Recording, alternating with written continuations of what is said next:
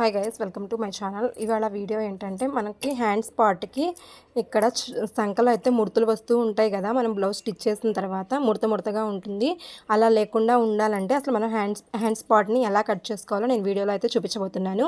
ముందుగా అయితే మనం హ్యాండ్స్ పార్ట్ని నార్మల్గా మనం ఎంత లెంత్ అయితే ఉందో అంత లెంత్ అయితే తీసుకోవాలన్నమాట.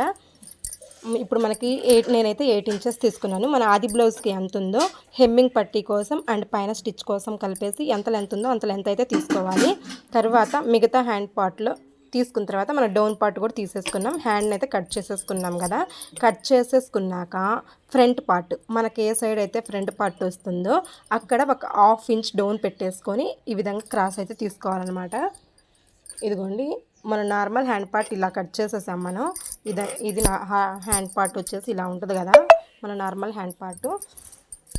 దీన్ని అయితే ఇలా కట్ చేసేసాం కదా. ఇలా కట్ చేసిన తర్వాత దీనికి 1/2 ఇంచ్ పెట్టాలి. ఇలాగా పెట్టి అటు సైడు ఇటు సైడు ఎడ్జెస్ కదలకుండా ఈ విధంగా అయితే తీసుకోవాలి.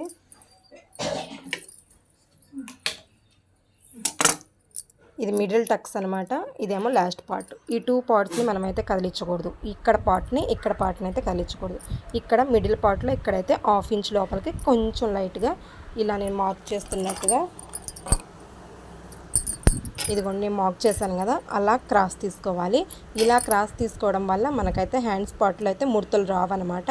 నీట్గా పర్ఫెక్ట్గా వస్తుంది స్టిచ్చింగ్ కూడా.